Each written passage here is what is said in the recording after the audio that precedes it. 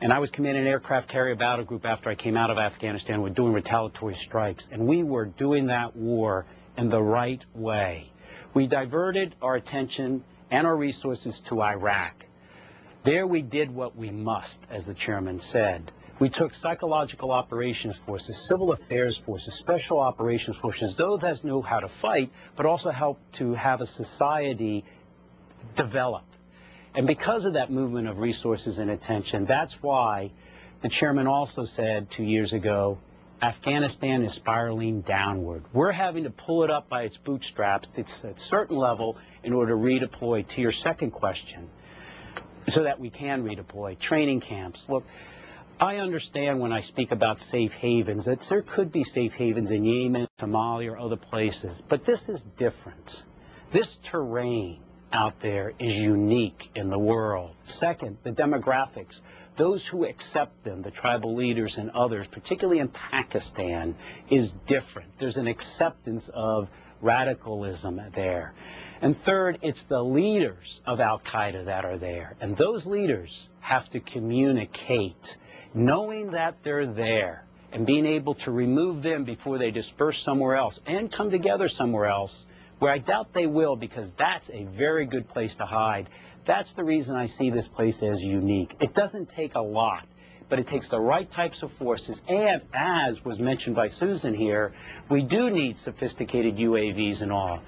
But boots on the ground make some difference, particularly since we want the Pakistanis to be doing on their side of the border, and we have to be closing the door on this other side. Fort Wayne, Indiana. Ned, Republican line. Hey, Mr. Sestak, how you doing? Good, fine, thank you. I just want to say that throughout the summer, throughout all the town halls and everything, I caught yours in the C-SPAN, and I just want to say that I think you're a good guy, and there's not many like you up there, and just to keep fighting for us and do the right thing. On the Afghanistan issue, how much of this is going to war, not going to war, what game plan? How much is being used as a political platform, and if it is a lot, what can you do? What is in your power to make sure that that doesn't become the issue, that the American people and that our troops become the main priority? It's a great question. My issue is that everyone must recognize that the President's and Congress's most sacred duty is providing for security of this nation.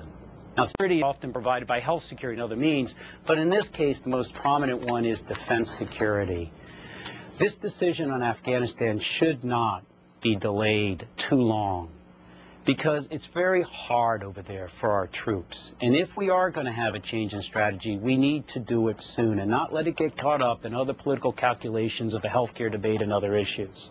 I believe this president will do the right thing, whatever he decides. But if there's something where politics should not be interpreted as affecting it, that's open debate. My being here today is part of just trying to lay out from my experience how I see this conflict developing.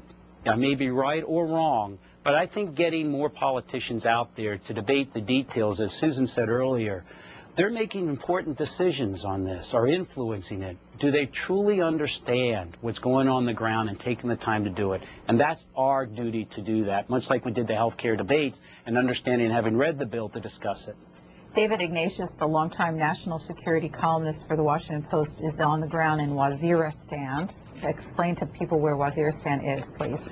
Waziristan it's a tribal area that is about a little bit of the southwest. And the reason we are very concerned about these areas and why he is there is we have often seen that these become ungoverned regions.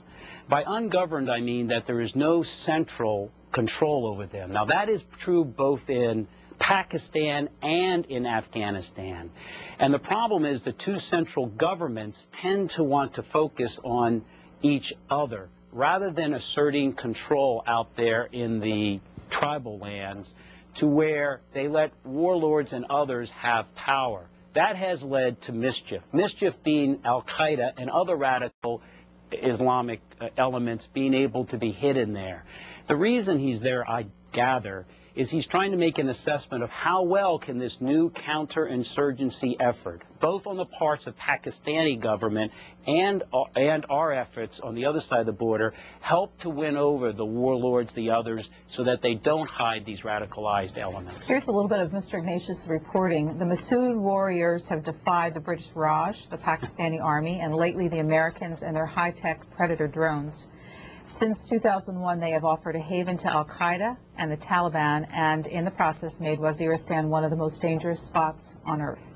A new battle for control of Waziristan is coming as the Pakistani military prepares a ground offensive in the Massoud area against Taliban and al-Qaeda fighters. The army has codenamed the operation Rahe-Najat, which the commander here loosely translates as the way to get rid of them.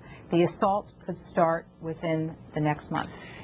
And the challenge for us is this. Up until recently, Pakistan's army has been focused almost exclusively upon India. Now that their forces are turning toward counterinsurgency efforts, they're not well trained. As of recently, we might have just had 30 or 40 troops over there trying to train them how not to destroy the village with their F-16s or their tanks, but rather to save the village by eradicating those elements in a counterinsurgency door-to-door effort.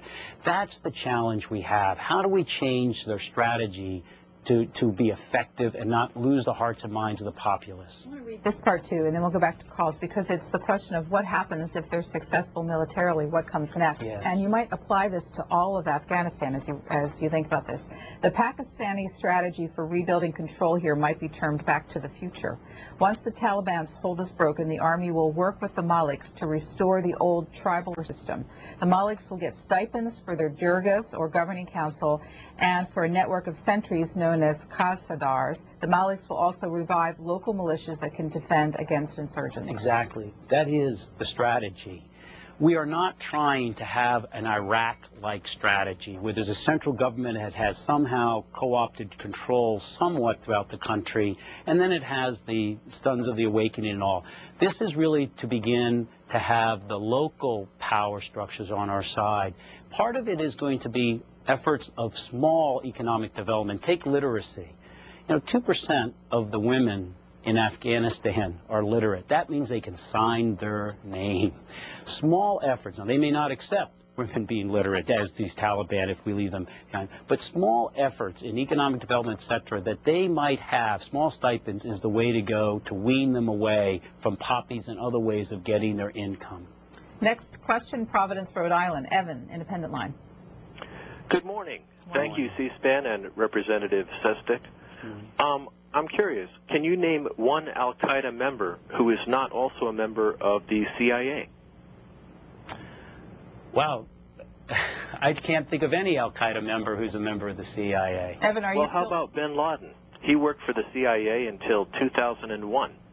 I would imagine, although I don't know exactly what you're talking about, that as the years and decades go on, there are efforts to purchase information off. For example, when I flew into Afghanistan for a short mission at the beginning of the war, I went in, sitting beside me was a fellow with the CIA who had a suitcase filled with millions of dollars with a handcuff to the suitcase because they were going to buy loyalty in there.